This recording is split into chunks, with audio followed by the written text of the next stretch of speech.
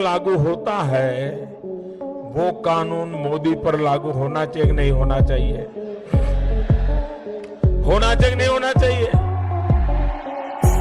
जो कानून हिंदुस्तान के सामान्य नागरिक पे लगता है वही कानून देश के प्रधानमंत्री पर लगना चाहिए कि नहीं लगना चाहिए? इसमें कोई भेदभाव होना चाहिए क्या? क्या मोदी प्रधानमंत्री बन गया तो उसको स्पेशल राइट होना चाहिए क्या? उसको विशेष अधिकार होना चाहिए क्या? पास हो गया है, यानी कि यूनिफॉर्म सिविल कोड को पास करा लिया गया है विधानसभा में। और इसी के साथ धामी सरकार ने जो संकल्प लिया था चुनावों के वक्त, अपना संकल्प भी पूरा कर लिया है। उत्तराखंड विधानसभा में समान नागरिक संहिता बिल पास होने के बाद प्रदेश में जहां एक तरफ जश्न का चार धाम से शुरू उत्तराखंड देवभूमि है, यहाँ से शुरुआत हो गई। अब देखना पूरे भारत में लागू होगा विधेयक पारित हुआ है। इससे हमारे ये उत्तराखंड के लिए बड़े गर्व की बात है कि उत्तराखंड से हमने विधेयक पारित कराया है। इसका दूसरा राज्य बन गया है, गोवा के बाद दूसरा राज्य उत्तराखंड, जहाँ समान। जय मसीह की सबको। मेरे भाई बहनों, कैसे हो? गॉड आपके साथ है, प्रभु यीशु आपके साथ है।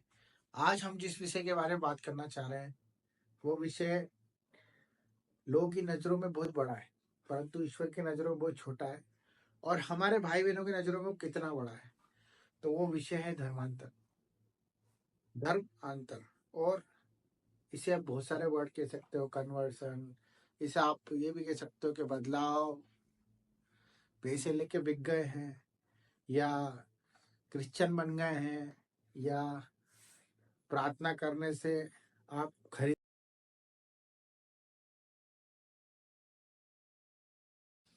बहुत सारे विषय हैं जो अभी मैं आपको बताने वाला हूँ, तो गंभीरता से सुनिएगा। और उस पे हम लोगों ने एक इस सब्जेक्ट पर हम लोगों ने एक सॉल्यूशन भी निकाला है। तो हम इस पे बात करेंगे प्रभु के उन वचनों से कि इस समय में जब आपका पड़ोसी आपसे घृणा करे और आपको नफरत की भावनाओं से देखे, आपको बोले तुम धर्म बदलने वाले हो, तुम क्रिश्चियन बन गए हो, तुम मरे हुए को मानने वाले बन गए हो, तो उन सब के लिए हम आज आपके सामने प्रभु के वचन के साथ बात करेंगे। तो कन्वर्शन, जो लोग चुने हुए हैं, जो प्रभु को मानते हैं, जो प्रभु के उन वचनों पे चल रहे हैं, जो बेखौफ होकर जिंदगी जी रहे हैं, जो आज हमारे लिए प्रभु के नाम को ऊंचा कर रहे हैं। जिस तरह से आज देख रहे हो जहां जहां बड़ी बड़ी चर्चेस है, वहां पर आज कितनी कलीसिया बढ़ती जा रही है, परंतु उन लोगों के बीच में ही, उन लोगों के साथ ही ऐसा व्यवहार हो रहा है। हमारे भाइयों के साथ, हमारे उन सिस्टरों के साथ उन्हें मारा जा रहा है, उन्हें उनकी कॉलर पकड़ी जा रही है, उनको अब शब्द बोले जा रहे हैं, परंतु वो यीशु मसीह को ग्रहण कर कर, उसके वचन को ग्रहण कर कर अद्भुत रीति से खड़े हैं। ये किसकी ताकत है? ये हमारी ताकत नहीं है, परमेश्वर की ताकत है। परमेश्वर की ताकत आज नहीं दिखती उस मनुष्य को, उस सताने वाले को जो हमारे आसपास इर्द गिर्द घूम रहे हैं। वो क्यों घूम रहे हैं? क्योंकि वो ये चाहते हैं कि प्रभु का नाम ऊंचा ना, वो ये चाहते हैं कि आप ना बढ़ो, आप उन कर्जों में रहो, आप उन रोगों में रहो, बीमारियों में पड़े रहो, परेशानियों में जकड़े रहो। क्योंकि अगर आपने यीशु मसीह के वचन को पकड़ लिया तो वो आजाद कर देगा। और ये लोग नहीं चाहते, क्योंकि प्रभु का वचन कहता है कि अंधे अंधे को मार्ग नहीं दिखा सकता। उसी प्रकार प्रभु का वचन भी कहता है कि मनुष्य से मत डरना, क्योंकि जो डरता है वो प्रभु का नहीं होता है। हमें सिर्फ केवल परमेश्वर का भय मानना है। हमारे जिंदगी में सिर्फ उसी का खौफ होना चाहिए। आज आप चारों तरफ देख रहे हो, कोई ज्योति शर्मा नाम की है, कोई क्या है, कोई क्या है, वो प्रभु के खिलाफ खड़ी है, हमारे खिलाफ नहीं खड़ी है। आप ना डरे, क्योंकि परमेश्वर का वचन यही कहता है कि मैं तेरी लड़ाई लड़ूंगा। आपने अपने आप की जिम्मेदारी नहीं ली है, परमेश्वर ने आपकी जिम्मेदारी ली है। तो बेखौफ होके जिए मेरे भाई बहनों। कोई धर्मांतर आप पे लगाता है, हमें जवाब नहीं देना है, हमें किसी को कोई रिप्लाई नहीं देना है। सबसे पहले हमें चुप रहना है। परंतु जहां जहां प्रार्थना हो रही है, आज देख रहे हैं कि चर्चेस बंद किए जा रहे हैं। आजकल जो छोटी छोटी चर्चेस होती थी वो प्रार्थना नहीं हो पा रही है, लोग घर घर जाकर प्रार्थना कर रहे हैं। तो वो समय आ चुका है, परंतु हम किसी भी चीज के मोहताज नहीं हैं।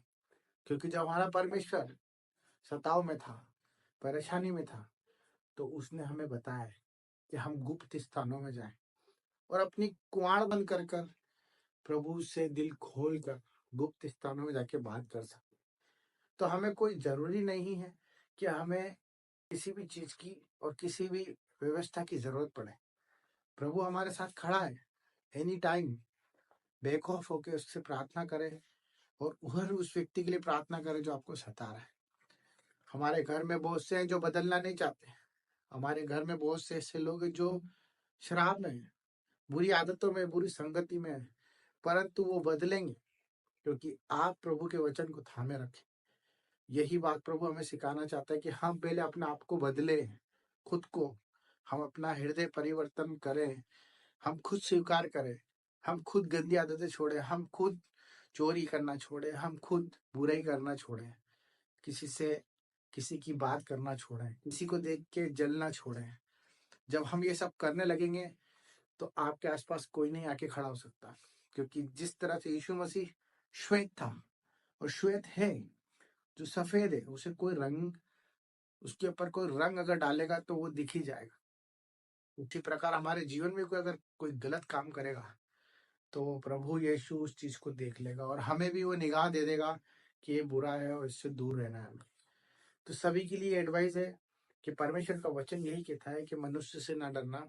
आप लोग प्रार्थना करते रहे मेरे भाई बहनों। आप नहीं जानते कि आपकी प्रार्थनाओं से कितने बंधन टूट रहे हैं। आप नहीं जानते कि आप किसी के ऊपर हाथ रख देंगे और वो व्यक्ति ठीक हो सकता है।